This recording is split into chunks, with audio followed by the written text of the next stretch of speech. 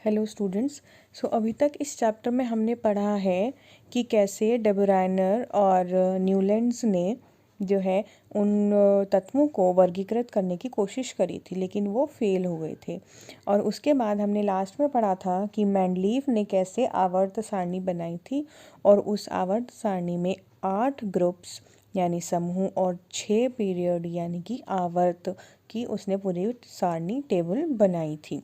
लेकिन उसके बाद भी कुछ किन्हीं वजहों से वो फेल हो गया था, यानी उनमें कुछ कमियां थी जो हमने पढ़ा था। तो आज हम पढ़ेंगे अव्यवस्थित से व्यवस्थित करना आधुनिक आवर्त सारणी के बारे में। आधुनिक आवर्त सारणी इस चैप्टर का सबसे इम्पॉर्टेंट पार्ट है, क्योंकि ये फाइनल जो आवर्त सारणी तैयार की गई थी, जिसको अभी तक साइंटिस्ट मानते हैं और ये पूरी तरह अप्रूव्ड हो गई थी, इसीलिए ये बहुत इम्पॉर्टेंट पार्ट है आपका। इसको इंग्लिश में बोलते हैं मॉडर्न पीरियोडिक टेबल। आधुनिक आवर्त सारणी जो है वो मेंडलीव की आवर्त सारणी की पर ही निर्भर थी, यानी उसी से ही उसने आइडिया लिया था। अब कैसे आइडिया लिया था ये देखिए।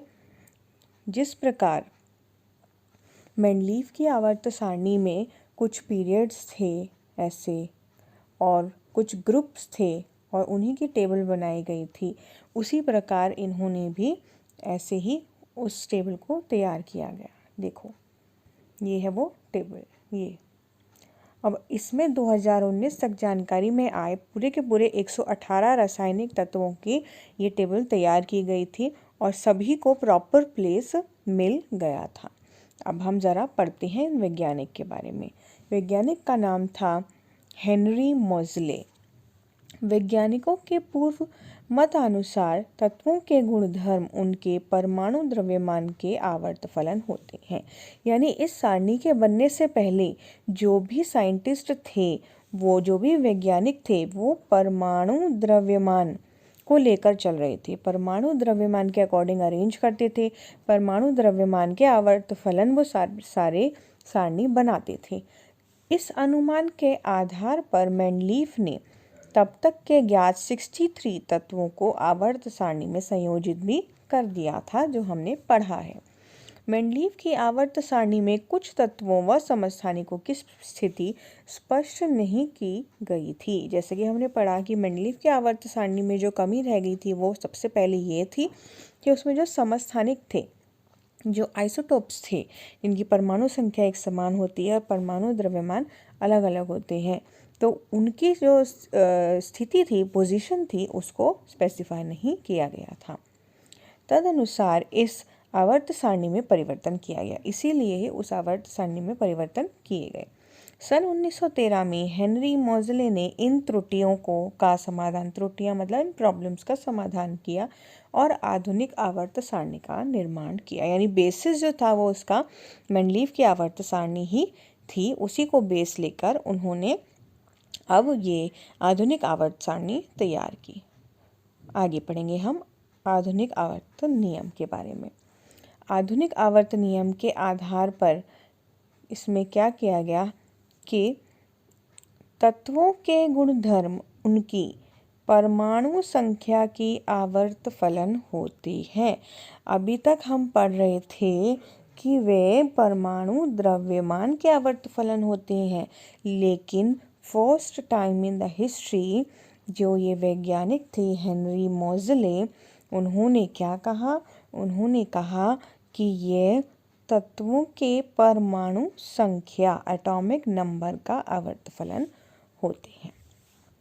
परमाणु संख्या से हमें परमाणु के नाभिक में स्थित प्रोटॉनों की संख्या का भी पता चलता है। वह एक तत्व से दूसरे तक बढ़ने पर इस संख्या में एक ही बढ़ोतरी होती है। यानी कि जब हम एटॉमिक नंबर पढ़ते हैं, हाइड्रोजन, हीलियम, लिथियम, ये 1 एटॉमिक नंबर, ये 2 एटॉमिक नंबर, ये 3 एटॉमिक नंबर, ऐसे करके हमारे पास 118 है ना। तो हम इसमें क्या देखते हैं कि ये जो परमाणु संख्या है, जब हम एक से दूसरे पर जाते हैं तो केवल एक ही स्टेप, एक ही नंबर आगे बढ़ता है, 1 से 2, 2 से 3 और ऐसे करके आगे बढ़ता है। इससे क्या होगा, ज़्यादा हमें कन्फ्यूजन नहीं होगी। जबकि द्रव्यमान जो है वो मतलब पैटर्न में नहीं बढ़ रहा था, कभी 2 बढ़ रहा था, कभी 4 बढ़ रहा था। तत्वों को उनकी परमाणु संख्या को हम क्या लिखते हैं? Z। के आरोही मतलब इंक्रीजिंग ऑर्डर में व्यवस्थित करने पर जो वर्गीकरण प्राप्त होता है उसे आधुनिक आवर्त सारणी कहा जाता है। तो इन्हीं तत्वों को जब परमाणु संख्या के आरोही क्रम इंक्रीजिंग ऑर्डर में जब व्यवस्थित कर देते हैं तो हमारी क्या तैयार हो जाती है, ये सारी आवर्त सारणी तैयार हो जाती है। अब हम आ जाते हैं आगे है आपके प्रश्न। पहला प्रश्न, आधुनिक आवर्त सारणी का निर्माण किसने किया? आधुनिक आवर्त सारणी का निर्माण किसने किया? हमने पढ़ा है अभी, हेनरी मोज़ले। किसने किया है? हेनरी मोज़ले। सेकंड क्वेश्चन देखिए, आधुनिक आवर्त का नियम क्या है? आधुनिक आवर्त का नियम ये रहा।